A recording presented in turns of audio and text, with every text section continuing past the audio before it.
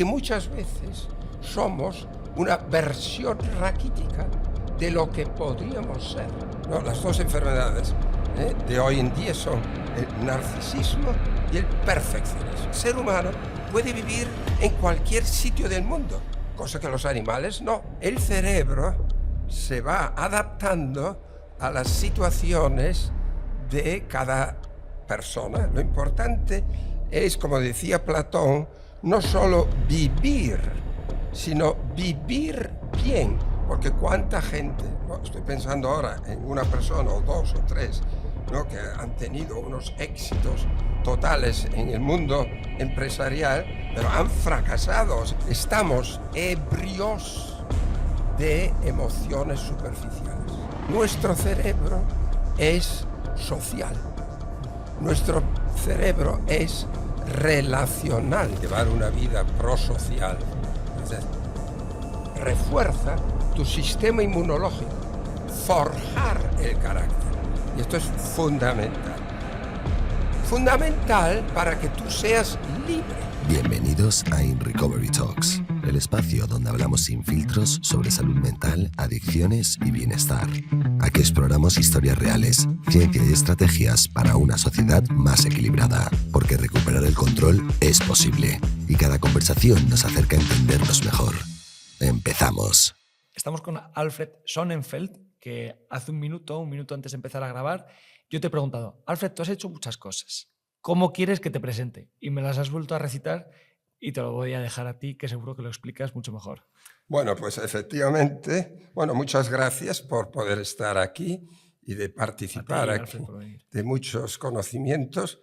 Y pues soy doctor en medicina, en teología, y he estado pues un buen número de años de profesor en la Universidad Humboldt de Berlín, ¿no?, en la Facultad de Medicina allí, entonces impartiendo clases de antropología y ética, ¿no? Y ahora pues estoy aquí en la Universidad UNIR, Universidad Internacional de La Rioja, y también en algunos cursos de posgrado de la Complutense de Madrid. Alfred, tú es evidente que Alfred Sonnenfeld no es ni un nombre ni un apellido de Albacete, o sea, tú eres alemán. Te quería hacer una pregunta. Tú, además, que trabajas la neurobiología, claro, hay lenguajes que son más poéticos, hay lenguajes que son con palabras más concretas y más largas, como es el alemán. ¿Cómo influye esto a la hora de, en nuestro pensamiento, ¿no? ¿Influye en que en Alemania haya salido escuelas más sistemáticas por un Kant o que en Francia haya más romanticismo?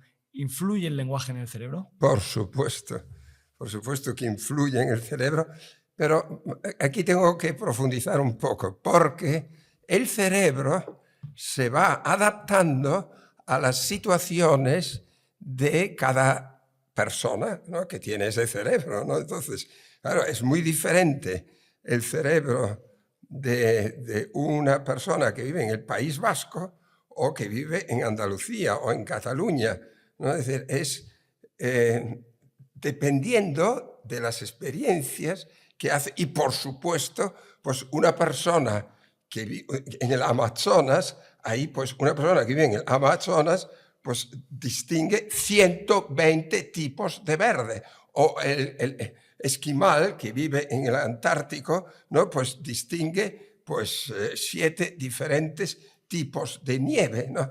Dependiendo de cómo pues va experimentando el cerebro que se va acostumbrando. El ser humano, que esto es precioso, ¿no? El ser humano puede vivir en cualquier sitio del mundo, cosa que los animales no, ¿no? Es decir, pues, pero sí, el cerebro, entonces, claro, se va adaptando a las exigencias del tiempo y, por supuesto, también del idioma, ¿no? Efectivamente, el alemán se parece mucho al griego, ¿no?, y tiene una precisión muy grande. Entonces, claro, eso influye también en la formación del cerebro. Y perdona que te pregunte, es mera curiosidad, pero con esta idea, ¿y los españoles? Si un amazón tiene 120 tipos de verdes. Los españoles, ¿qué tenemos? ¿Cuál es la característica del lenguaje? Bien, esto es muy difícil de contestar porque esto, al estudiar neurobiología, pues uno se da cuenta de que somos tan diferentes todos, ¿no? Incluso pues en una pequeña región, ¿no? Es decir, y eso depende de cómo tú vas combinando tus sinapsis, ¿no? Es decir, que tú eres pues cómo está actuando tu cerebro. Y después de esta conversación, el cerebro de cada uno de nosotros será diferente. Va evolucionando. ¿Y qué tal la experiencia de un alemán escribiendo en castellano? Bueno, pues muy positiva. Yo aquí pues disfruto de la vida, cosa que me parece importantísima esta palabra, ¿verdad? Porque indica que efectivamente pues hay que superar las dificultades diarias, ¿no? Que vienen, ¿no? y que nos van configurando. Hoy traes, te lo pregunto porque hoy traes un libro que es tuyo y que además a unos días de hoy, día que grabamos, lo vas a publicar. He tenido la suerte de poder leerlo en esos días previos. Es un libro de liderazgo ético para directivos.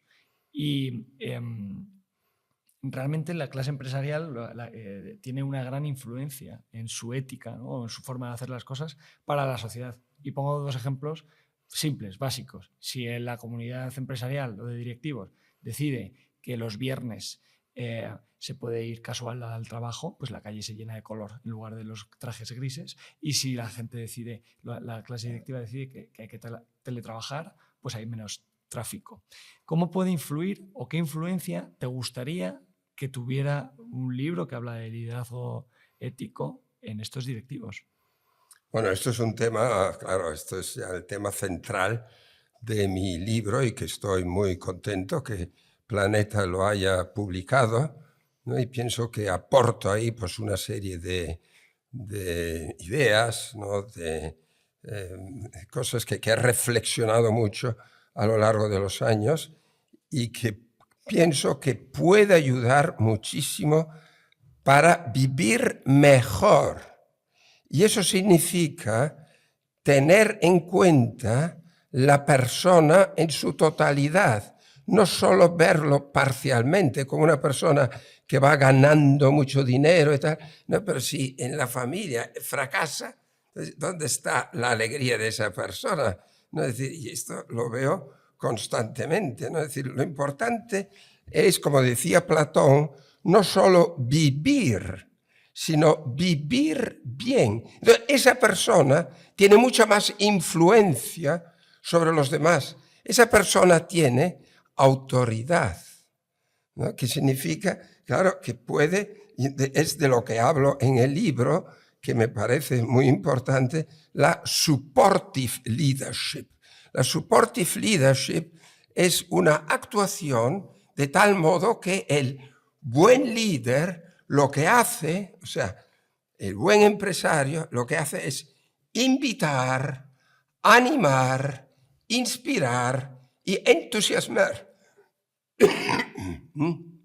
Es decir, claro, o sea, que va de abajo arriba. Y mientras la persona que trabaja en ese equipo no haga las cosas de corazón, pues no ha llegado a ser ahí un buen... Vamos a ver, lo voy a decir con otro ejemplo. ¿Puedo decir? Por supuesto, sí. Pues, sí, claro. Vamos a ver. A veces veo yo una empresa como un templo. Entonces, abajo, ¿no?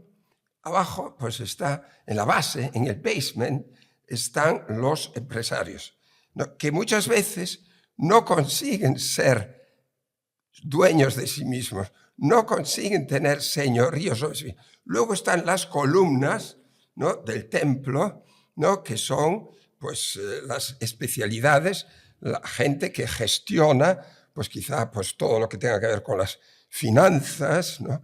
todo lo que tiene que ver con la propagación, ¿no? La publicidad. ¿No? Pero eso, por lo general, sale muy bien. O sea, ejecutar el management, lo que se conoce con el nombre de management. Luego, por encima, está otra columna, ¿no? Que es, pues, aquí está el liderazgo, que es la estrategia. Pero, y ahora viene lo más importante, que es lo que la gente no sabe. Lo más importante es arriba, el tejado. ¿Por qué es esto tan importante? Porque esto es el producto detrás del producto. Johnson & Johnson, ¿cuál es lo que está? Si yo le pregunto a uno de esos empresarios, ¿cuál es el libro de tu vida? ¿Qué es lo que a ti te motiva? Me dice, nada, no sabe nada. Dice, claro, es que es muy importante lo que a ti realmente te llega al corazón. Fíjate, entonces ese tejado es, para Johnson & Johnson no es ahora, a ver, qué modelos vamos a sacar. No, es Care Company. Caring. Caring, ¿qué quiere decir? Cuidado con cariño. BMW, ¿qué es lo que tiene? Mit Freude fahren. Es decir, con alegría, conducir. Pero esto es lo que está detrás del producto. Hay un tema que es muy interesante y es la proyección de sí misma que hacen las marcas. Ya me voy del liderazgo ético de las empresas a las marcas. BMW, hablabas hace un segundo de la alegría de conducir. Hace unos capítulos estuvo aquí una persona que sabe mucho de publicidad y nos decía que proyecta tanto, es tan aspiracional BMW, que la mayoría de las personas que se lo compran no deberían comprárselo por su situación financiera. Se compran coches por encima de sus posibilidades y eso en BMW pasa más que en otras marcas. Si la proyección de la marca o de la esencia de la empresa fuera correcta, una empresa que tiene unos valores sólidos o un liderazgo ético sólido, a lo mejor las personas, ya los consumidores, querrían respaldar, a lo mejor, esa marca por encima de otras. Oye, este detergente vale 3 euros y este vale 2, pero yo compro el de 3 porque sé que en esa empresa tratan muy bien a las personas. A mí me parece un razonamiento válido. ¿Qué pasa? Que a lo mejor estamos un poco perturbados entre la ética, hay una perturbación entre la ética real y lo que la empresa proyecta, que además muchas veces parece que se suman a las modas, ¿no? Primero el greenwashing, después en Estados Unidos se ha visto ahora que ha cambiado el curso político y con el tema de LGTBI, pues muchas marcas han dejado de ser han dejado de soportar tanto estos movimientos. Entonces, realmente nos deja un poco fuera de juego a los consumidores, que realmente somos los que vamos a ir a dar dinero a las empresas. Sí, pero lo importante, vamos a ver, yo estoy de acuerdo, ¿no? Pero lo importante es que el empresario, ¿no? El que trabaja y tal, pues que trabaje de corazón. Vamos a ver, cuando el contexto de la empresa solo se toca tangencialmente con el contexto del trabajador, ¿qué es lo que ocurre?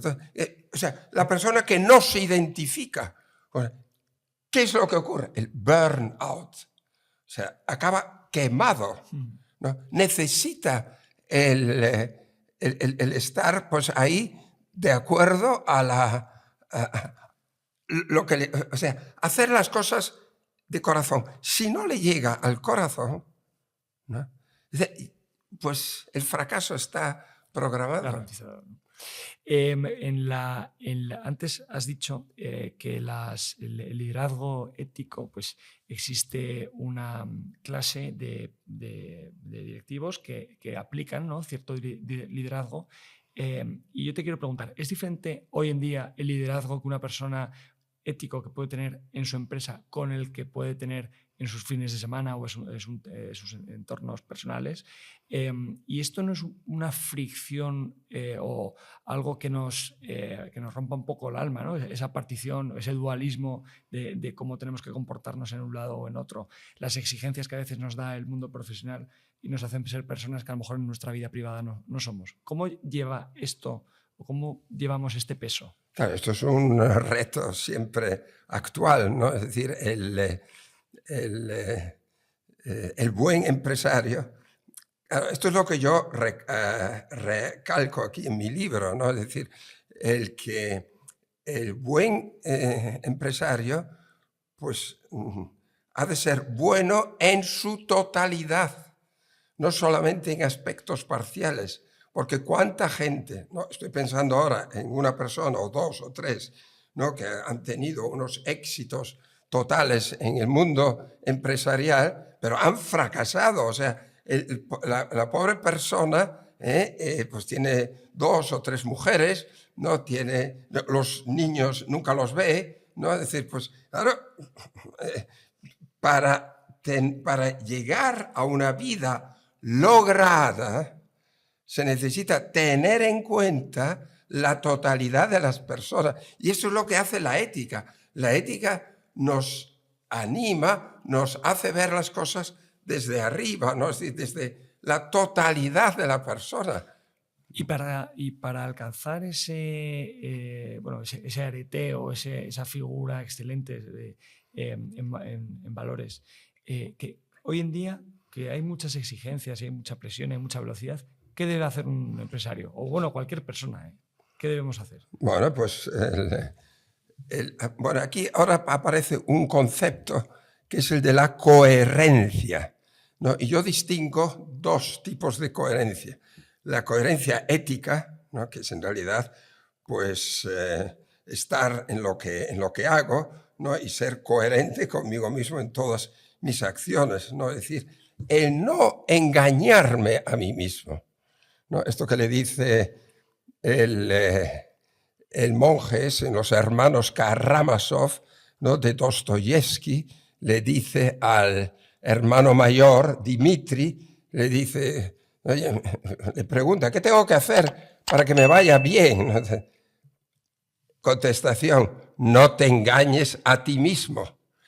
Cosa que puede hacer el ser humano, los animales no.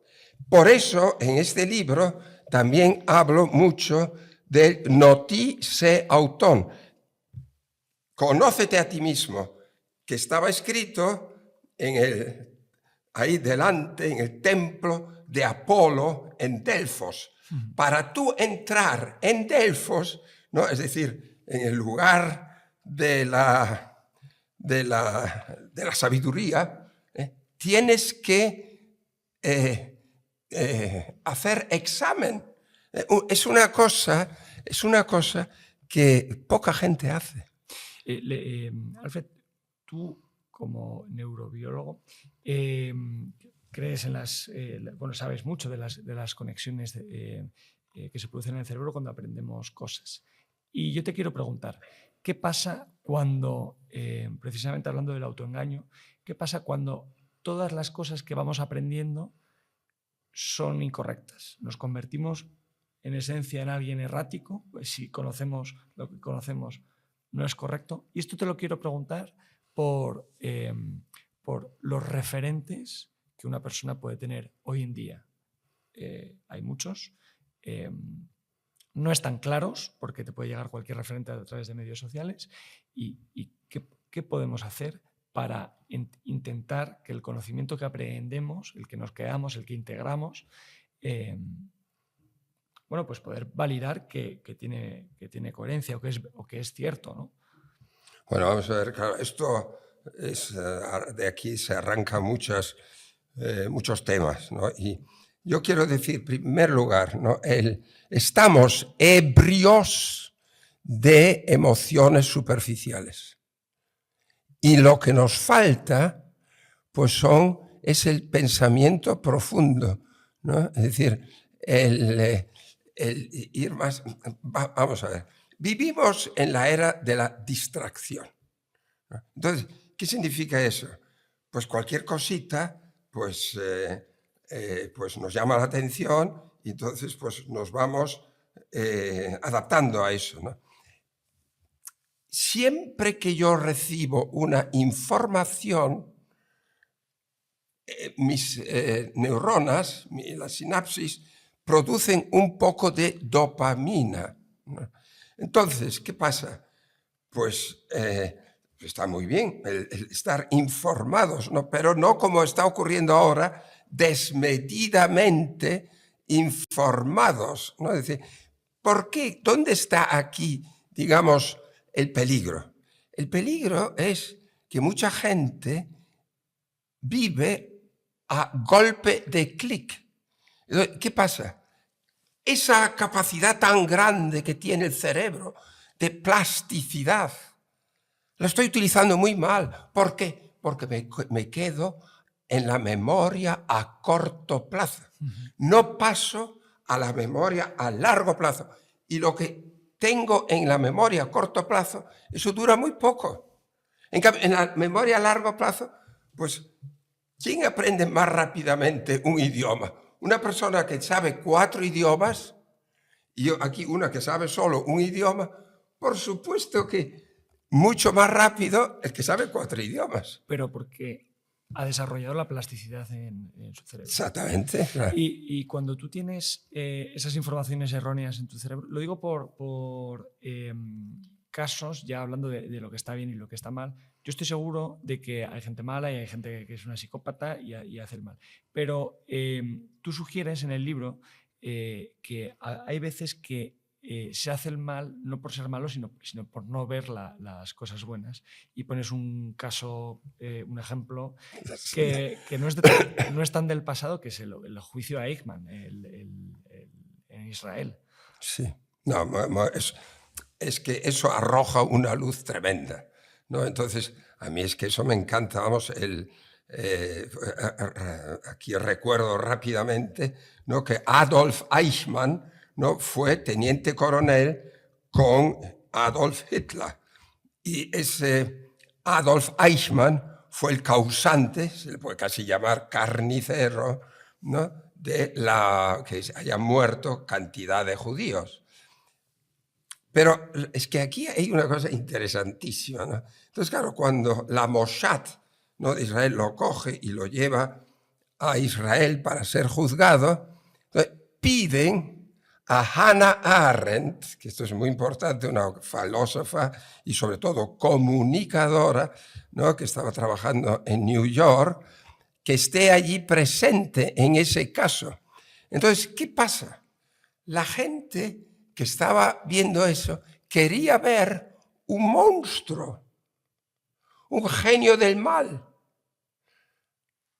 Y entonces, poco a poco, pues se va desarrollando el proceso y le dicen, oye, pero usted, pero ha sido el causante de la muerte de tantas personas, ¿no? Pues que por usted se ha hecho. Entonces, aquí hay una diferencia que me parece importantísima entre conocer una cosa y el pensamiento de esa cosa. Yo puedo conocer, yo puedo tener incluso una biblioteca en mi cabeza, pero sin reflexionar, sin pensamiento crítico. A mí me parece el pensamiento crítico es fundamental, ¿no?, para vivir, ¿no? Entonces, el pensamiento crítico que se pregunta y tal. Pues Adolf Eichmann había dejado de pensar. Ya no. Él tenía conocimiento y contestaba siempre estereotípicamente, ¿no?, con una serie de clichés. Y cuando le obligaban un poco a pensar, se derrumbaba. ¿No? Entonces, claro, ¿qué pasa aquí? No, esto tengo que concluirlo. Es decir, claro, es que es una cosa muy seria cuando uno no piensa y entonces no se entera del mal que está haciendo. Para mí esto es peor que una persona que hace el mal y que se da cuenta. Pues él no. Entonces, claro, fíjate que llega Hannah Arendt a la conclusión, pero este Adolf Eichmann es que es un mindundi, un don nadie.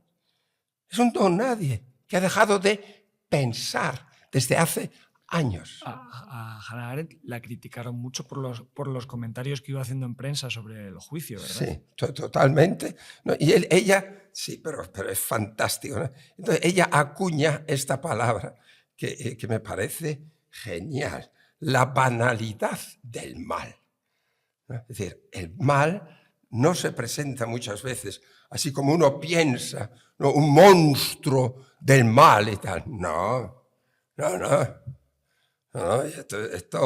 Esto tiene cierta actualidad, ¿eh? Desde luego. En el libro hablas permanentemente de la parte de cómo la coherencia nos lleva a la felicidad, la vida lograda. Claro, para tener coherencia hay que utilizar el cerebro y pensar y tener conocimientos acertados. Pero todo esto no es suficiente. Estos son lo que yo me quedo del libro. No es suficiente para tener un buen liderazgo ético. Y yo me quedo con una frase que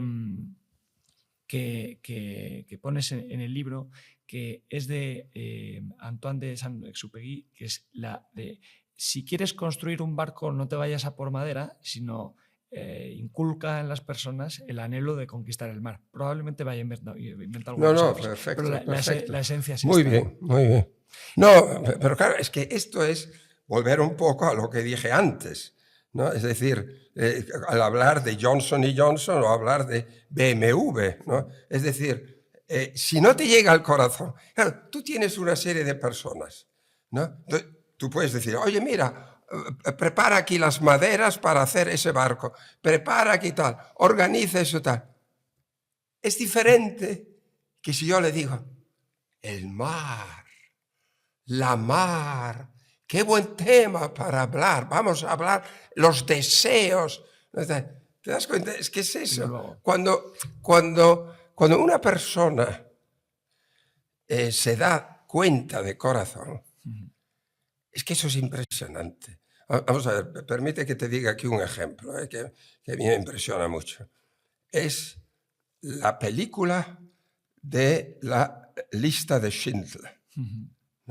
Schindler, ¿no? Oskar Schindler, era un tío que aprovecha la situación de los nazis para ganar al principio mucho dinero, ¿no? Y entonces, una vez cabalgando pues, con una mujer, ¿no? Pues mira desde una colina, ¿no? El Steven Spielberg lo hace de miedo, lo hace estupendamente Spielberg, ¿no? Entonces, ve lo que realmente hacen los nazis, las brutalidades, las atrocidades, ¿no? Y entonces, en ese momento, él cambia, su corazón cambia. A mí es que me parece genial esto.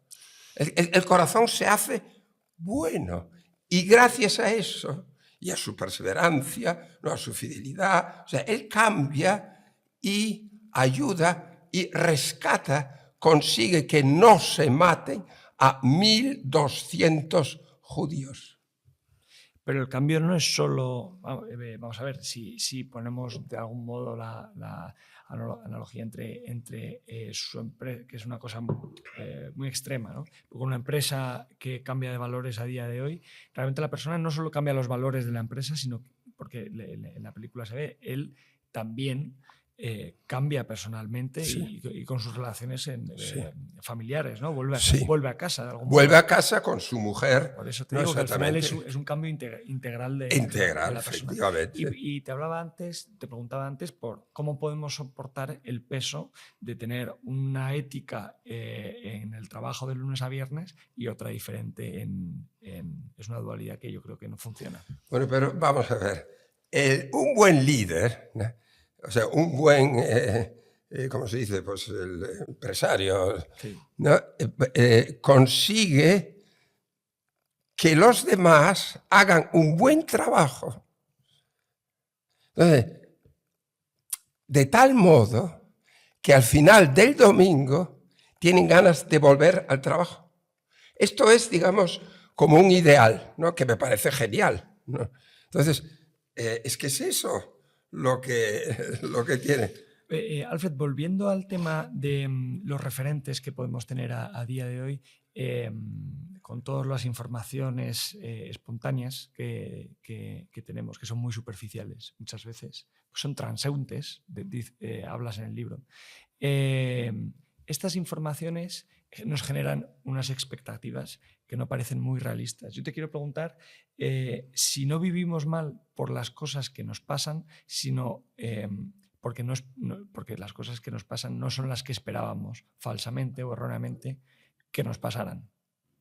Esto es una de las grandes cuestiones que puede estar detrás de tantos problemas de ansiedad, de estrés, de depresión a día de hoy. ¿Tú qué opinas? No, claro, que las expectativas que se ponen, pues muchas veces son desmesuradas. O sea, ahora tengo que entrar un poco en la neurobiología, ¿no? Es decir, el niño, o sea, el cerebro del niño, ¿no? Que se va formando en el útero materno, ¿no? Y que se va adaptando a las señales que recibe. Es muy importante ahora, esto lo voy a subrayar. Hemos pensado equivocadamente, ¿no? En el siglo pasado que el desarrollo del cerebro dependía exclusivamente de los programas genéticos. Falso. Los programas genéticos ponen a disposición mucho material para que el cerebro se vaya desarrollando. Pero el cerebro actúa de acuerdo. ¿Por qué ahora este brazo no va más para atrás? No, el cerebro podría adaptarse y decir, pues mira, aquí sale. No, va hasta aquí. Se va dando cuenta de una serie de cosas, ¿no? Entonces, eso por un lado. Luego, por otro lado, muy importante, pues está la plasticidad, ¿no? Que yo me acuerdo cuando estudiaba medicina en Bonn, nos decían, una vez nacido el niño, ya no crecen más neuronas. Falso. Falso, porque existe la neurogénesis, ¿no? Es decir, cuando tú disfrutas de la vida, es que te están formando aquí, se producen más neuronas, ¿no? Entonces, tenemos 100.000 millones de neuronas y cada neurona está combinada con más o menos 10.000 otras neuronas. También hay muchas personas que piensan que, vamos, esto es un poco la idea, yo cuando estudié en el colegio, que te daban, que es, si tú tienes un coeficiente intelectual de 80, vives con ello, y el que tiene 120 vive con ello, y nada más lejos de la realidad, ¿no? Eso es como... Sí, claro, es otra de las cosas en las que uno se apoyaba desmesuradamente, ¿no? En el coeficiente intelectual, ¿no? Pero hay una psicóloga norteamericana que se llama Angela Duckworth, ¿no? Impresionante, ¿no? Y que habla, claro, dice, lo importante no es el coeficiente, lo importante es el grit. Grit significa determinación, pasión por algo. O sea, una persona que hace las cosas con entusiasmo.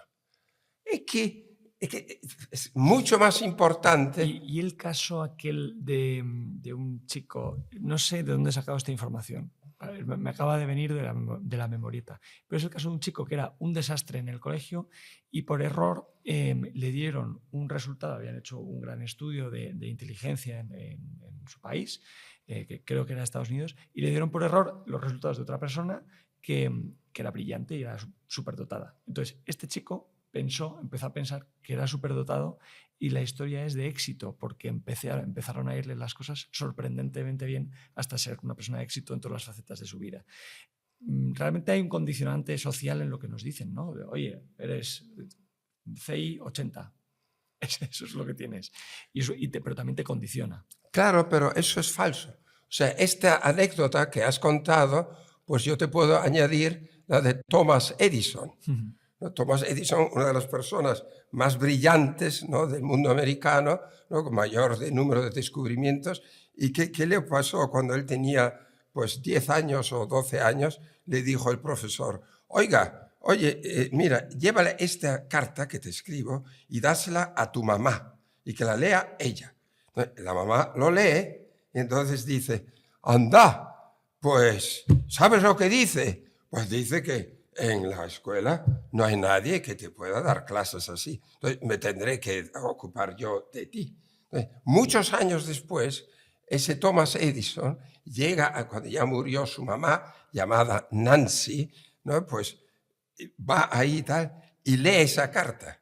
Y en esa carta ponía: oiga, ocúpese usted de su hijo, aquí es que no lo queremos ver, es que es un desastre de persona, no podemos... La interpretación. Claro, Claro. ¿no? Entonces, pues así ocurren las cosas. En general, Alfred, yo creo que nos hemos educado más para rendir que para vivir bien, y esto a veces parece que tiene cierta desconexión con la naturaleza propia, ¿no? El cerebro que nos pide. Sí, claro, pero vamos a ver, el rendir, claro, estamos en la, como dice Byung-Chul Han, ¿no?, en la sociedad del rendimiento, ¿no? Pero tampoco es cierto eso con todos, ¿eh? Yo lo veo aquí en España, pero lo mismo en Alemania o en Austria, ¿no?, pues que hay un buen número de gente que trabaja como locos, ¿no?, y buscando también el reconocimiento y tal cual, pero muchos otros que no. O sea que eso del rendimiento, pues sí, Bueno, al que le toca, claro, entonces, y tiene que sacar adelante esto y tal. Entonces, pero claro, cuando una persona hace las cosas porque le gusta, con pasión, eso que acabo de decir, del grit, ¿no?, de Angela, claro, por supuesto que va a trabajar más que los demás, por supuesto, pero claro, va a estar más llena también esa persona. Bien. Justo has hecho referencia a Chulhan, que tiene la idea de que nos autoexplotamos en nombre de la libertad, que es una paradoja absoluta, ¿no? Es la anécdota del hombre que está pescando y le va muy bien y le dicen: oye, ¿por qué no pescas más?, ¿no? Y él va creciendo con la empresa y le dicen: y al final podrás venir aquí tranquilamente a pescar. Entonces, realmente nos estamos autoexplotando en nombre de una libertad que no llega, y yo creo que él habla del cansancio interior generalizado, ¿no? Entonces, evidentemente hay casos de todo, de un tipo y de otro, pero generalmente yo percibo cierto cansancio interior en la gente. Ya, pero eso tiene mucho que ver con la falta de sentido profundo en el quehacer humano. Es decir, esto que dije antes, ¿no? Es decir, cuando una persona actúa de corazón, o sea, porque está disfrutando del trabajo. Yeah. Claro, este es el reto. Este es el reto. Entonces, claro, eso tiene que ver con lo que dije antes del supportive leadership, ¿no? Una persona que no hay que decirle ahora: oye, qué tal y qué cual, ¿no? Y tal. No, lo hace porque disfruta del trabajo. ¿Tú crees que tiene sentido hablar de salud mental si no tenemos dirección? O sea, ¿cabe tener salud mental o tener bienestar si no hay un propósito, un sentido? ¿O hay que empezar trabajando ese propósito? Bueno, la salud mental es un concepto muy amplio, ¿no?, muy actual, muy importante, ¿no? Hay que ver qué es lo que dificulta el tener una buena salud mental, cosa importantísima, ¿no? Entonces, pero vamos a ver, y ahora voy a decir una cosa, voy a decir cómo trabaja el cerebro, ¿no? Y el cerebro actúa usando la menor energía posible, de acuerdo al segundo principio de la termodinámica.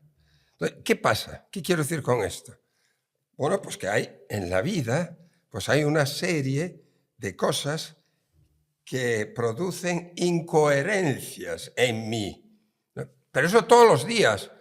Quiero llegar puntual a tal sitio, me quiero levantar pues a esa hora y tal. Entonces, claro, yo supero esas incoherencias cerebrales, ¿no? O sea, cuando nace el niño, todo encaja perfectísimamente en su cabeza, en su cabeza, ¿no? Pero, ¿qué ocurre cuando, por ejemplo, los papás, con la mejor intención, pero falsamente, tienen unas expectativas, ¿no?, hacia los niños que no son buenas, ¿no? Entonces, claro, el niño que quiere pues, ser, pues, dedicarse al cello, ¿no?, al violín o al piano, ¿no? Entonces, no, con eso no ganas nada, hombre. Vamos a hacerte aquí ingeniero, si no, aquí no hay forma, ¿no? Está el eterno debate de que si mi hijo o mi hija es bueno en matemáticas y malo en lengua, hay padres que les apuntan a clases de refuerzo en lengua y hay padres que les apuntan a clases de refuerzo en matemáticas, ¿no? Precisamente por potenciar lo que ya se les está dando bien. Es un poco intentar no ajustarse al molde, ¿no? Oye, tiene que darse bien todo. Pues mire, no, yo de neurobiología no sé nada, a mí me gusta la literatura. Pues sí. Eso va conforme a la plasticidad del... Sí, claro. Entonces, la plasticidad se desarrolla mejor, ¿no? Entonces, claro, le va a ser más fácil pues, hacer el trabajo que tiene que hacer, ¿no? Es decir, pero perdona que cierre ahora una cosita que en mi cabeza, ¿no? Es lo siguiente. He dicho que los programas genéticos ponen mucho material para que el cerebro se vaya formando. Segundo, tenemos una plasticidad enorme. Quiero decir con esto que yo digo, nunca es demasiado tarde, ¿no? Para la salud o para... Y en tercer lugar, dependemos mucho más de lo que pensamos de los demás, porque nuestro cerebro es social, nuestro cerebro es relacional, ¿no? Y entonces, yo no estaría aquí si mis padres no me hubiesen concebido. Yo no estaría aquí, yo no hablaría si no he aprendido una lengua, ¿no? Es decir, que una cantidad de cosas a mí me encanta esta frase de Martin Buber, que es un gran filósofo, y que dice esto, ¿no? Así en español lo traduzco, dice, yo me hago gracias al tú. Es muy profunda esta frase, es muy profunda. Gracias al tú. Pues sí, claro. Es que, y esto es muy bonito, ¿no? Entonces, claro, y todo esto también tiene mucho que ver, pues, con la educación, me viene ahora a la cabeza un ejemplo fantástico, ¿no? Es decir, claro, muchas veces lo que hace un buen profesor, ¿no?, como le ocurrió a Albert Camus. Albert Camus fue premio Nobel de literatura en el año 57. Y este señor, de pequeñito, cuando él tenía 10 años, claro, su padre se había muerto en la Primera Guerra Mundial y su mamá era casi analfabeta, vivía en Argelia, Argelia que pertenecía a Francia, ¿no? Y entonces, ¿qué ocurre?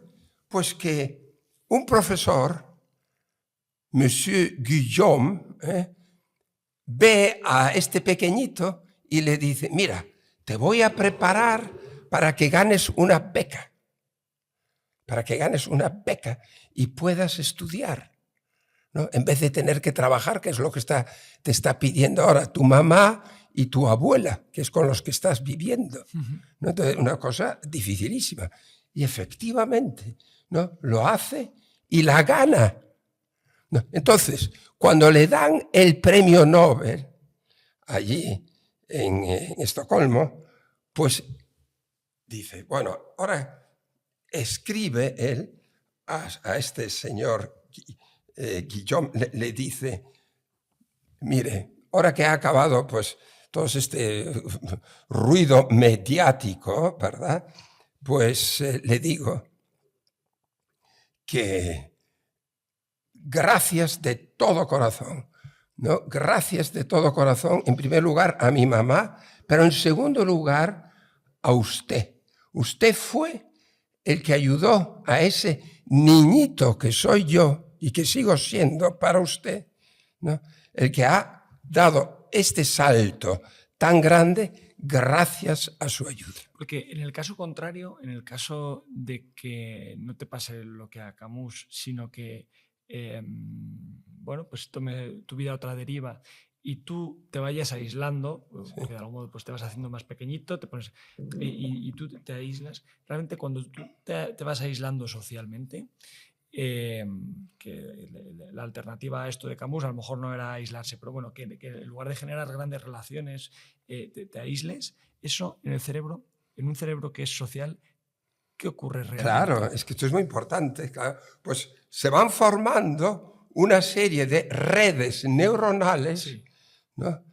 Que en alemán se dice die sich einwickeln, que quiere decir que se embrollan, ¿no? O sea, cada vez pues va... Claro, lo que ya decía Friedrich Schiller, ¿no? Decía, el mundo es pequeño, pero el cerebro es amplio.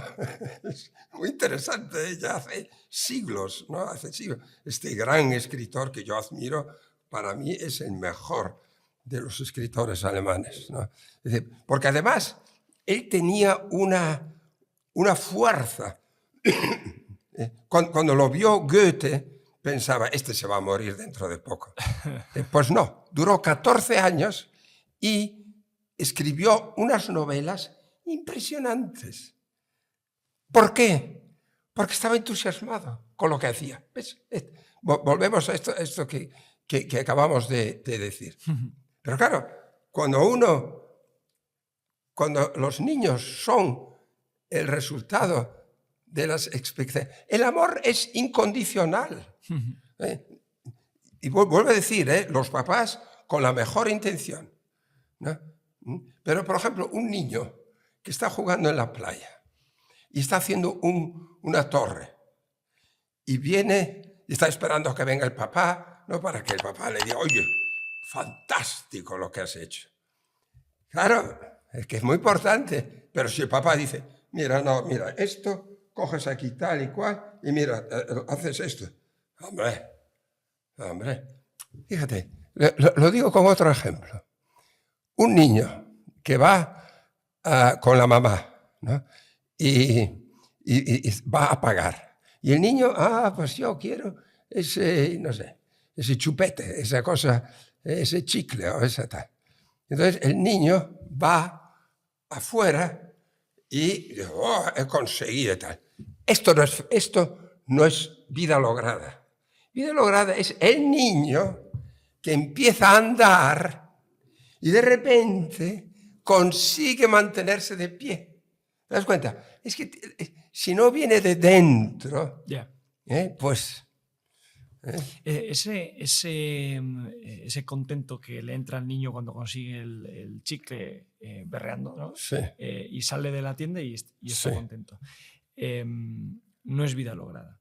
Una persona que se aísla, una persona que socialmente pues no encuentra la felicidad o no tiene una vida lograda, puede sustituir esa vida lograda o encontrar la felicidad aunque en una sustancia. Lo digo por la similitud que puede tener con el niño que agarra en la tienda llorando consigue el chicle, ¿no? o el chupete. ¿Se puede ser feliz en una adicción?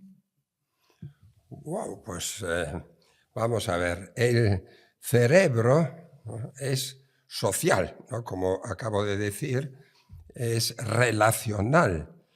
Nosotros, los seres humanos, necesitamos buenas relaciones personales para nuestra felicidad. O sea, Robinson Crusoe, de Daniel Defoe, lo siento mucho, eso es un mito. Eso es un mito. O sea, una persona que viva sola en una isla, ¿no? Es decir, pues, o sea, para empezar, pues tiene que llegar ahí, tal. Es un mito, ¿no? Es decir, que está demostrado que ganó mucho dinero con eso el Daniel Defoe, pues estupendo, una maravilla, pero necesitamos personas con las que convivir, ¿no? Y puede ser más o menos, ¿no? Pero claro, ahí está el aspecto social del ser humano. El otro caso que no es el de Robinson Crusoe es el de Tom Hanks en El náufrago, que se inventa a Wilson para tener un amigo. Claro, pues eso. Entonces, sí o sí, el cerebro tenemos que darle el disfrute social, ¿no? El Sí. estar en una red. Porque cuando una persona desarrolla una adicción, en su cerebro, ¿qué es lo que ocurre realmente? ¿Por qué encuentra una persona al principio tanta satisfacción en las sustancias? Bueno, vamos a ver. Una persona que efectivamente se encuentra bien en su trabajo, o un niño, ¿no? Pues que está jugando ahí con el barro, ¿no? O que está... Entonces, claro, entra en lo que se conoce con el nombre del flow, ¿no? El flujo. O sea, se lo está pasando bomba. El tiempo pasa rapidísimamente. Entonces, ese niño, en ese momento, ¿qué es lo que ocurre en el cerebro? Pues se están produciendo las, ¿cómo se llaman? Las neuronas, las sustancias mensajeras neuroplásticas, que contribuyen a que las prolongaciones de las neuronas se hagan más fuertes, se consoliden mejor. Nuestro cerebro siempre está en obras, siempre, también cuando dormimos, está siempre en obras. Entonces hay pues nuevas formaciones, ¿no? Nuevos derrumbamientos también, ¿no? Pero está allí actuando todo el rato. Entonces, cuando el niño pues hace algo que le gusta, pues el cerebro reacciona. Pero ¿qué pasa?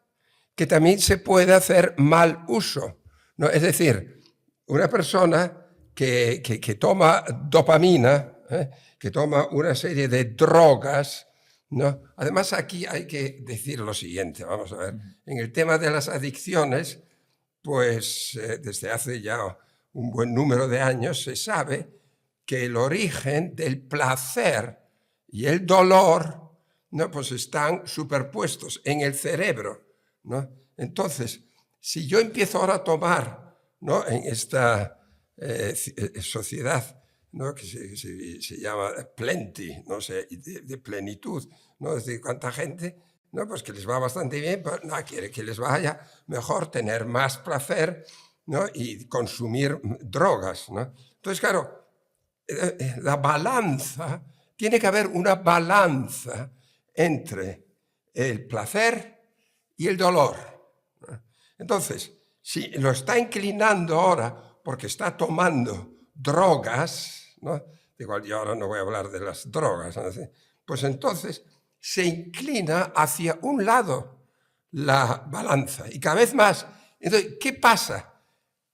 El cerebro quiere pues que vuelva al nivel, ¿no? A este nivel, que esté nivelado, ¿no? Entonces, una gran especialista en estos temas, que se llama Anna Lemke, pues denomina a los gremlins. Dice, aquí aparecen ahora unos gremlins, dice, pues, ¿no? Pues para nivelar esa balanza. Eso por un lado. Pero luego, por otro lado, si va siempre en esta dirección, tú puedes llegar a un estado de anhedonia, que quiere decir, ya no tienes ningún placer. Y entonces vienen estos síntomas de la abstinencia, porque cada vez necesitas más, esto se conoce con el nombre de tolerancia, ¿verdad? Sí. Y cada vez necesitas más, y cada vez tienes tú más ansiedad, irritabilidad, insomnio y disforia. Disforia significa que no estoy a gusto conmigo mismo, ¿no? Que viene del griego, ¿no? Pues claro, pero esto es lo que ocurre. Entonces, claro, el cerebro reacciona a todo esto. Entonces, claro, es importante el darnos cuenta de que hay que saber, pues, ir poco a poco, de nuevo, a través de la abstinencia, ¿no? De prescindir de estas cosas. Porque nosotros solo podemos disfrutar, pues, al nivel de la balanza. Lo que dije antes, ¿no? Para mí esto es la felicidad en esta tierra, ¿no? Los que mejor consiguen pasar de una incoherencia normal de la vida a una coherencia.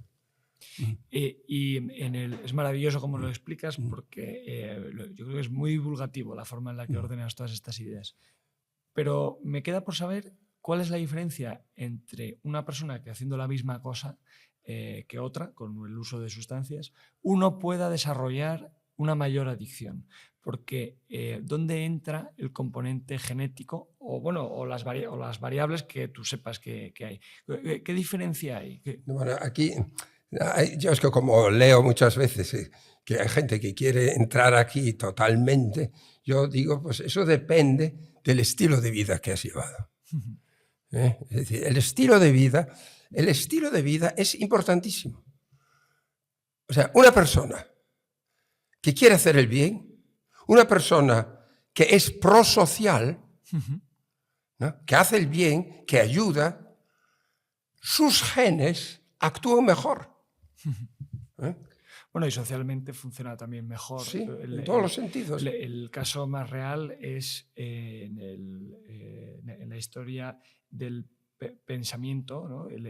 La diferencia entre esos pensadores de la Edad Media, que eran muy para adentro, muy de jornadas de estudio, sí, con el humanismo, que una de las cosas que rompe es que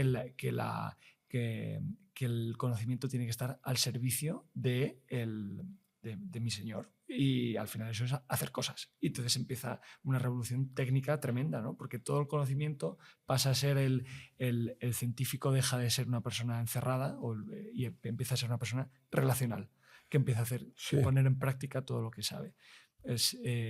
Tiene que ver mucho quizás lo que ocurre en nuestro cerebro, en nuestro tejido cerebral, con lo que ocurre en el tejido social. A lo mejor funcionan parecido. Y te quiero preguntar, ¿estamos socialmente enganchados a la dopamina hoy en día?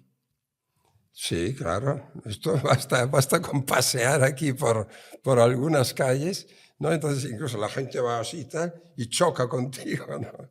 Ahí lo es clarísimamente, pero eso se dice mucho y a mí nunca me ha pasado, que alguien se choque conmigo. Oh, pues a mí sí. ¿Ah, sí? No, pero no una vez, No. Bueno, también ahora que estuve en Londres, también exactamente igual, pero de un modo, o sea, unos comportamientos compulsivos, pero llamativos, ¿no? Es decir, que yo, dice la persona así, dice, pues yo, es que antes de acostarme, pues tengo que ver a ver qué WhatsApps tengo, o en plena noche, ¿no? Pues eso no es saludable. No es saludable. En una persona que quiere estar mejor, sin entrar en adicciones, oye, yo no me encuentro bien conmigo mismo, tengo esa disforia y quiero estar mejor.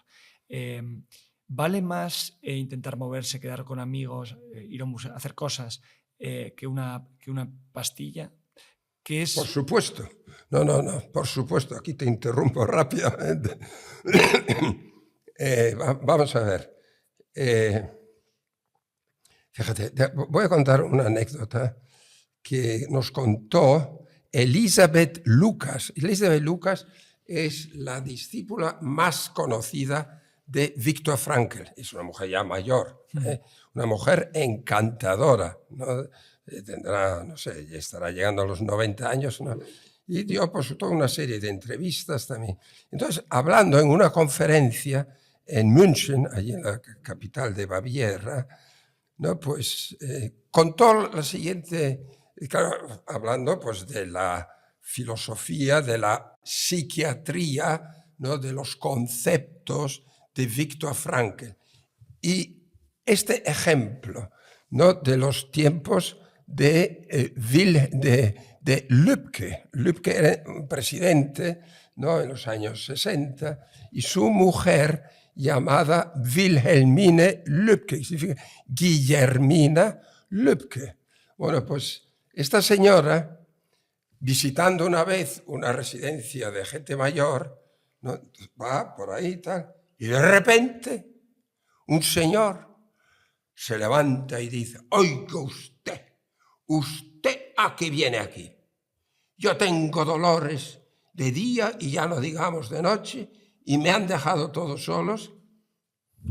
Se queda parada, lo mira fijamente y le dije: mire, siento de verdad lo que me está usted diciendo, pero permítame que le dé un consejo.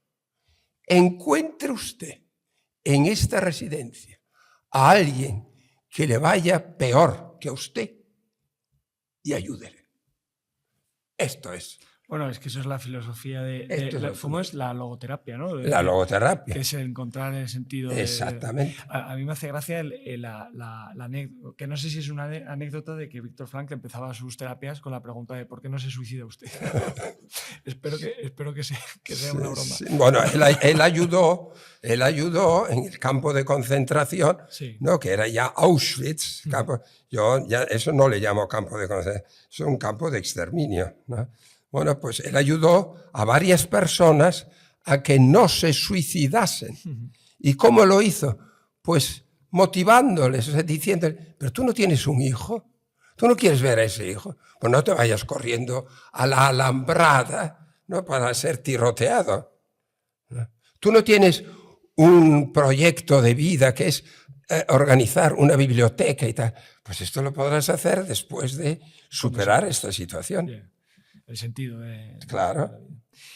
Hoy en día, Alfred, hay... bueno, no quiero entrar mucho porque nos daría para... ya no te digo otro podcast, sino otro canal de YouTube. El tema de la realidad paralela que se va creando bueno, pues con las informaciones falsas que llegan. Entonces, realmente se va creando una realidad paralela que no se corresponde con la realidad verdadera, pero parece tan cierta que quizá a un cerebro le pueda valer. Es decir,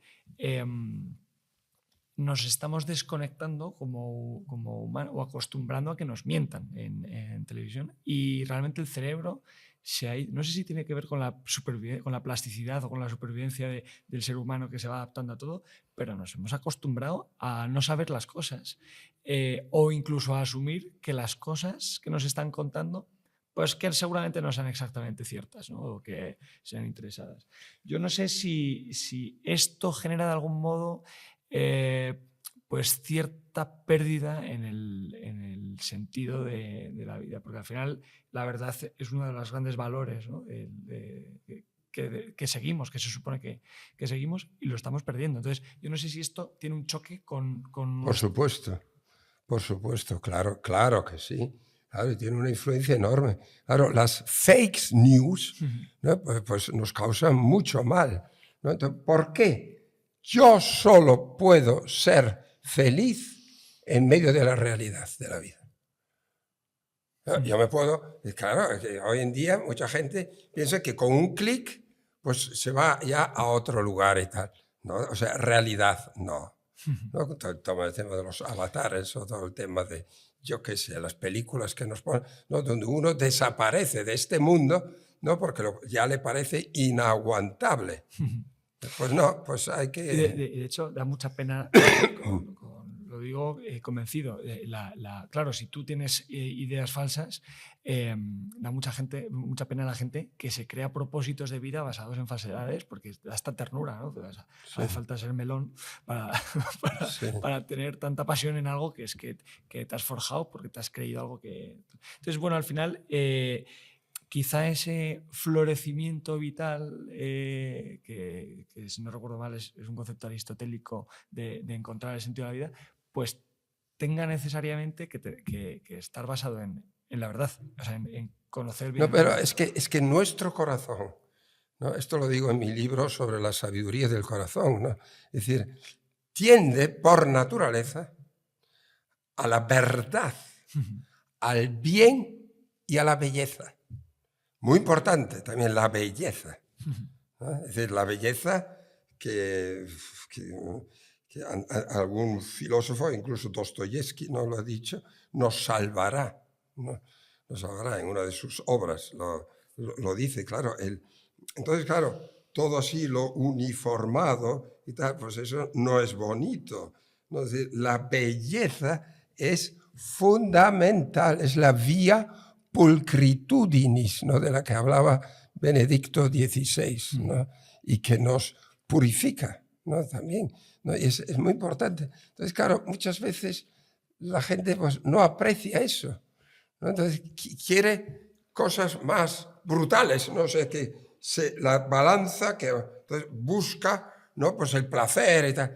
Pero el ser humano, pues, si tú no sabes emocionarte, ¿no? Por decir esta palabra, con la belleza de un amanecer, con la belleza de un ramo de flores, con la belleza de una obra fantástica que hace tu mujer o que hace lo que sea, o sea, cosas pequeñitas. Claro, esto es fundamental, ¿no? Es decir, el saber apreciar las cosas pequeñas de la vida y decir, ¡ay, qué bonito! Y entonces yo llegaré a esta conclusión, ¿no?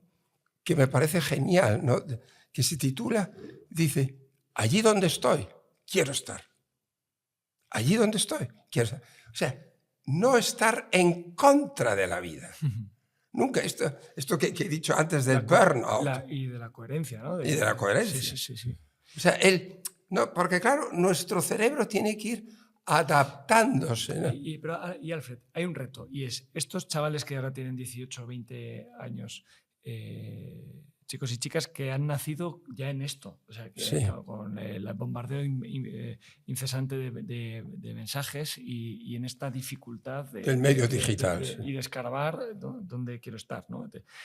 Claro, tú a estas personas, si tuvieras un minuto para hablar con ellos, bueno, cuando tienes un minuto para hablar con ellos, porque yo sé que tú estás muy conectado con la juventud. Sí. ¿Tú qué les dices para que pues busquen y algo más allá de lo que les llega en lo convencional, ¿no? En las redes sociales? Bueno, yo creo que también, digamos, desde las zonas más de arriba se están dando cuenta que estar siempre con el móvil, incluso en Alemania, ¿no? Incluso en Alemania, ¿no? Es decir, que ya se ha visto, no, o sea, antes de los 14 años, fíjate tú lo que te estoy diciendo, o sea, esto es lo nuevo que he oído. O sea, antes de los 14 años, el uso así del móvil y tal, no. Y esto es un enriquecimiento. Es que la gente no sabe disfrutar de la naturaleza, ¿no? Hace poco estaba yo ahí disfrutando aquí en la sierra de no sé qué, aquí de Gredos, ¿no? Y veo en el fondo 2 caballos, el papá delante y el hijo detrás. Y, vamos, un paisaje, vamos, embriagante, no sé si se dice así, ¿no? Y el hijo detrás, encima del caballo, con las riendas sueltas, con su móvil, sin disfrutar nada de lo que ocurre ahí. Qué pena. Y al final has hecho varias veces mención a la naturaleza, a lo natural. Y esta actitud o todas estas actitudes que son además muy individualistas, ¿no? De los medios sociales, quizás sean una cosa de la ciudad. Y a mí me gusta mucho preguntar a la gente si piensa que la ciudad es buena para nosotros, porque parece una... yo cuando entro en el corazón, en las tripas de una ciudad, parece muy antinatural, ¿no? Todas las cosas. Incluso las ciudades más representativas del mundo, como Nueva York, cada vez que se retratan, Sí. Se retratan, por ejemplo, a los neoyorquinos como gente pues, muy individualista, un poco capullos, ¿no? en el trato. Y parece casi un blasé para protegerse de los demás. A lo mejor está esa plasticidad actuando en un medio que es realmente hostil para el ser humano y donde nos impide pues, esa conexión con la belleza, con lo bueno, con los valores fundamentales. Bueno, eso que dices, claro, estaba mucho más marcado en la Alemania oriental, ¿no? o en Rusia, o en Chequia, ahí también lo he visto en los tiempos del comunismo. Entonces, claro, las casas estaban así, ¿no? En Alemania decimos grau in grau, o sea, todo gris, gris, gris, ¿no? Y todo del mismo modelo. Eso no es bueno para el ser humano. ¿Pero por qué? Porque necesita la variedad de las cosas, ¿no? Eso sí que es enriquecedor, ¿no? Pero claro, darle eso, o darle ahora, pues, los medios digitales, ¿no? que nos hacen cada vez más dependientes de eso, ¿no? Por eso el pensamiento crítico es muy importante, por eso el leer es también muy importante, ¿no? El leer nos transporta, ¿no? Una persona que sabe leer, un niño, una niña que sabe leer, ¿no? Es una maravilla y que encuentra gusto en eso. Yo voy a contar un caso, ¿no? De una niña que lo que quería era actuar en un teatro. Esto ocurrió en los Estados Unidos, ¿no? Y entonces le pidió al director, oye, ¿puedo actuar? Entonces el director le dice, pues muy bien, una chica muy guapa, ¿no? Que va a hacer de Julieta, ¿no? En la obra de Romeo y Julieta, ¿no? Y entonces, pues, le dice, pues sí, puedes hacer de Julieta, ¿no? Entonces, estudia toda la noche y tal, lo hace perfecto. Pero claro, esa niña tiene una fibrosis cística, que es una enfermedad terrible, que se puede uno morir antiguamente, hace pocos años, se moría uno después de poco tiempo.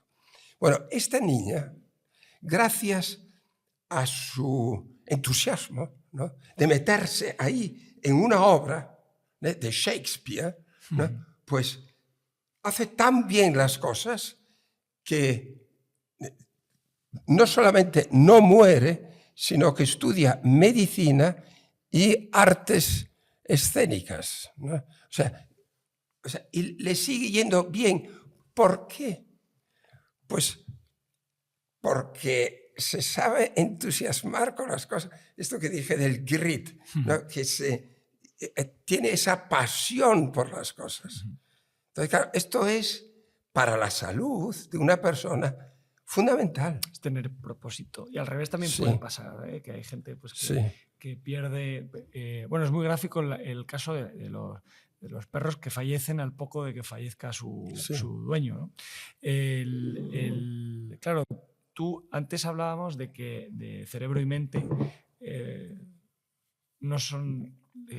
hay gente que piensa que son, hay gente que piensa que no son la misma cosa. Esto tiene un componente espiritual muy importante.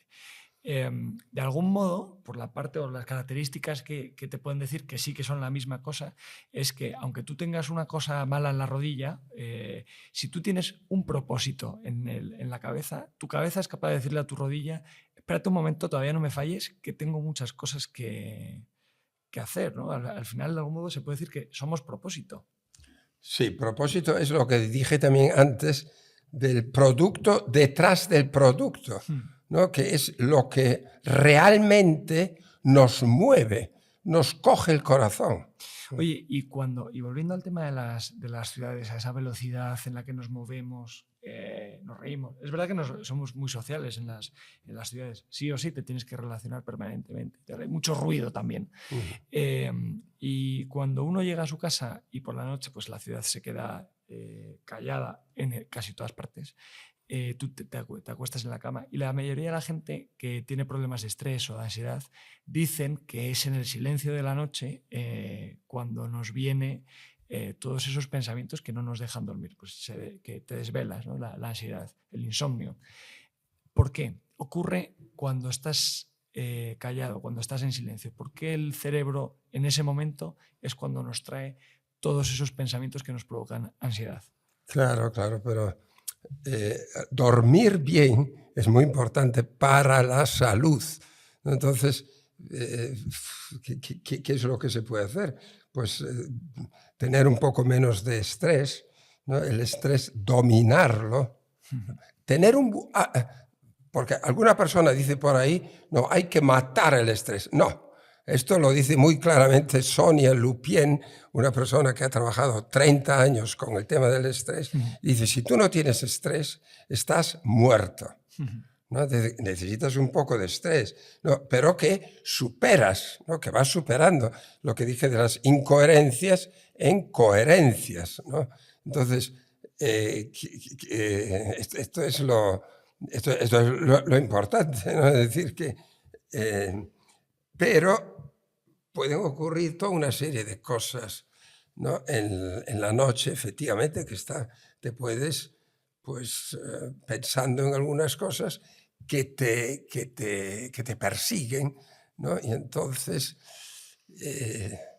no, otro tema aquí es el del miedo, ¿no? Vivimos una epidemia del miedo, ¿no?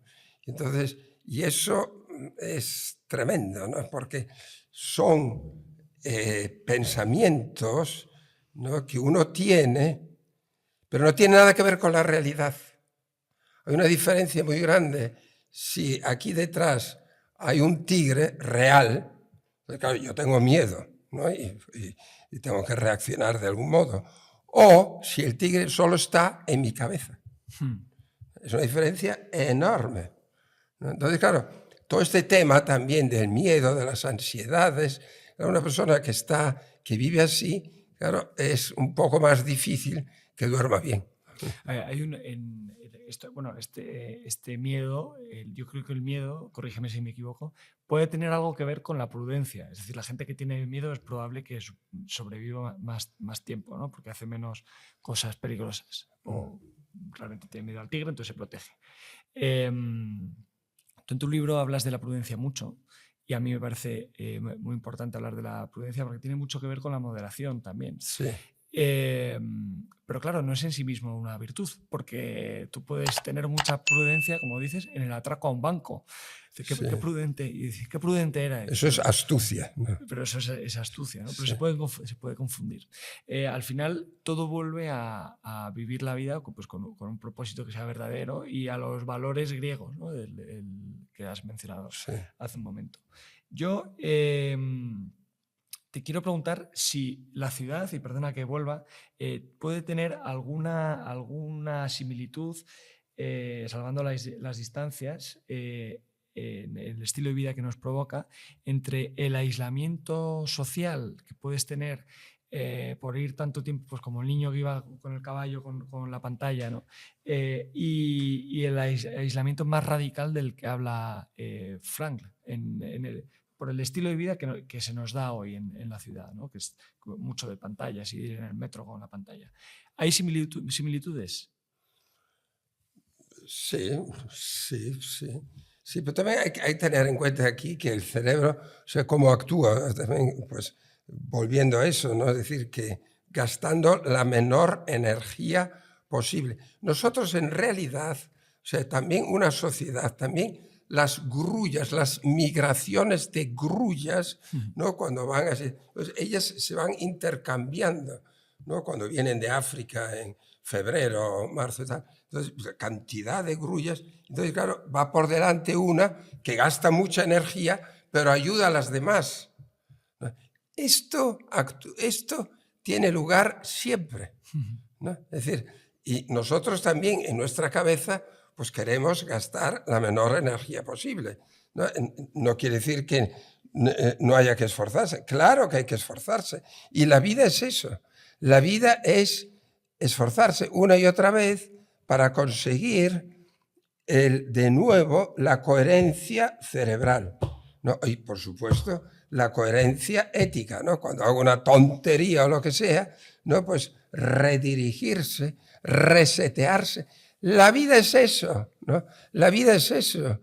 Y esto lo han ya visto gente en todos los siglos, ¿no? Goethe decía, si tú no sabes morir para vivir, es que eres una persona muy poquita cosa en esta tierra.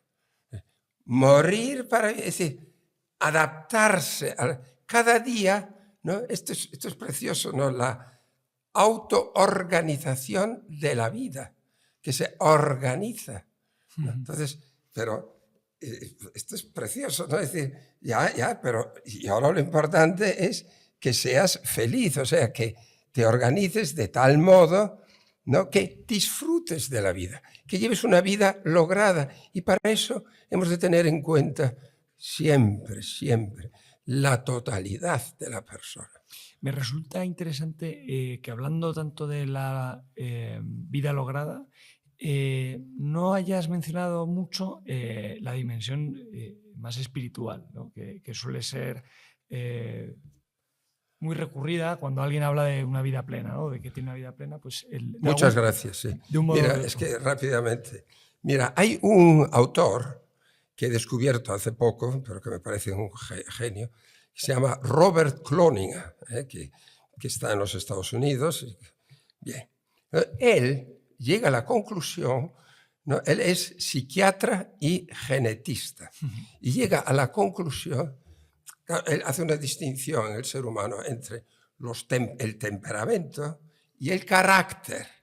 Temperamento, con ese nacemos genéticamente, ¿no? Es decir, colérico, flegmático, lo que sea, ¿no? Pero otra cosa es forjar el carácter, y esto es fundamental. Fundamental para que tú seas libre. ¿Y cuáles son las condiciones para eso de las que él habla? Pues mira, primero, que tengas un orden interior. Priority setting, ¿no? Es decir, ¿cuál es para ti lo más? Claro, si para ti lo más importante es el job, ¿no? O sea, el trabajo, va muy mal, claro. Entonces está ahí, pues yo ahora vengo, ¿no? Bueno, segundo, capacidad de cooperación. De cooperación, o sea, yo me hago gracias al tú. O sea, el poder comunicarse bien con los demás. Y en tercer lugar, ¿no? Y lo más importante es trascenderse. El trascenderse, que es lo que decía Viktor Frankl, ¿no? Pues también para tener una sana distancia con uno mismo. Trascenderse. Fundamental, las personas que se trascienden, o sea, que creen en el mundo espiritual, que creen en un Dios personal, ¿no? Al que se dirigen, tienen menos, esto está totalmente demostrado, menos problemas psiquiátricos, ¿no? Es decir, claro, esto no le ocurre a un narcisista, ¿no? Las dos enfermedades de hoy en día son el narcisismo y el perfeccionismo. ¿Y qué es lo que caracteriza al narcisista? Todos tenemos algo de narcisista, o sea, que nadie yo no digo, nadie se libra. Nadie se libra de eso, ¿no? Pero claro, el narcisista se caracteriza porque ideologiza su yo, ¿no? O sea, que solamente su yo, el yo adorado. Segundo, Fremdabwertung, perdón, me viene la palabra en alemán, despreciar a los demás, ¿no? Desprecia a los demás. Y tercero, inmanencia.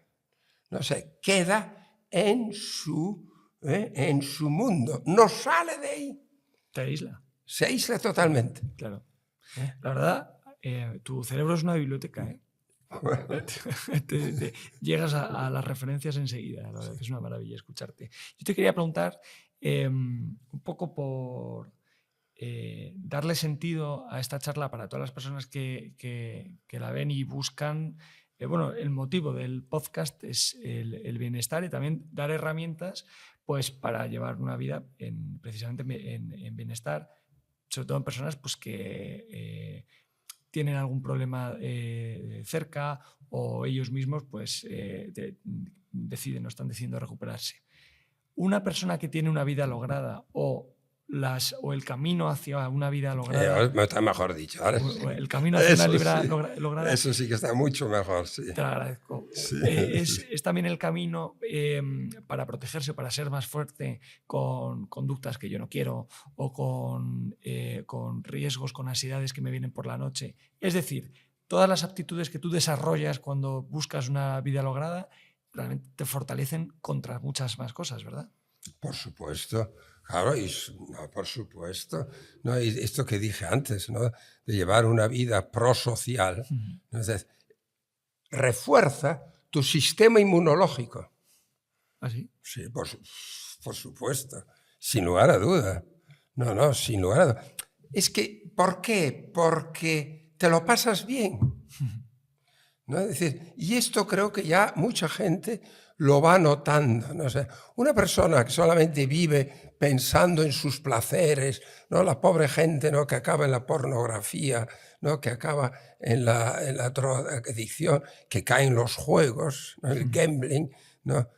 Y que te da una lástima, porque, claro, se ponen es como ponerse esas anteojeras, ¿no? Sí. Que tenían antes los caballos, ¿no? Entonces vas por un mundo pues muy cerrado.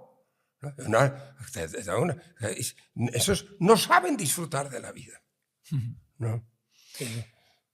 Cuando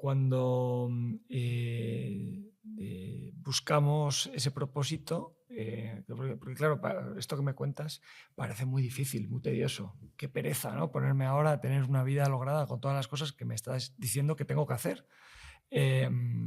Claro, quizá lo que esté detrás de todo, el producto detrás del producto es encontrar ese propósito y eso quizás es el motor, ¿no? Que nos va. Sí, bueno, de esto hablo también en el libro Liderazgo Ético, cómo influir con nuestro ejemplo, porque me parece fundamental. Y al hablar de cómo esos valores que tenemos, cada uno tiene sus valores, ¿no? Por ejemplo, el valor de la sinceridad, importantísimo. Entonces, pero claro, eso ha de convertirse en virtud. Entonces, claro, ¿y qué significa? ¿Cómo defino yo la virtud? Hacer las cosas buenas fácilmente. ¿No? Es decir, que cuando de un modo constante, de un modo, ¿no? Pues entonces, claro, viviendo así, pues no te van a ocurrir grandes catástrofes. Yeah. ¿No? Irás, pues... Pero, vamos a ver, aquí una palabra que me encanta decirla y que no la he dicho todavía, es la connaturalidad afectiva con el bien. Lo tienes que explicar. Con naturalidad, o sea, Sí. hacer el bien afectivamente porque quiero, porque me lo paso bien, porque estoy disfrutando de la vida. Porque yo soy así, ¿no? Sí, no, hay que llegar a eso. Ya, bueno, pero sugiere, sí, no digo de manera innata, sino Sí. que tú, por mera repetición, llegará un momento en el que seas así. Sí, pero no es tan solo la repetición, ¿no? Es el hacerse, ¿no? Poco a poco. ¿No? Entonces te vas convirtiendo en una persona. Claro, el virtuoso no es impecable, ni mucho menos. El virtuoso no es, yo qué sé, ¿no? Es decir, no, tiene una serie de defectos. Muy bien, lo reconoce, ¿no? Y se levanta de nuevo. Es levantarse una y otra vez, ¿no? Esto es la vida, ¿no? La vida es eso. Y eso, a mí es lo que me fascina y por eso me dedico, veo que como Dios me ha empujado a la neurobiología, porque yo me doy cuenta del potencial tan grande que tiene el ser humano y que muchas veces somos una versión raquítica de lo que podríamos ser. Alfred, ¿cuál es tu propósito?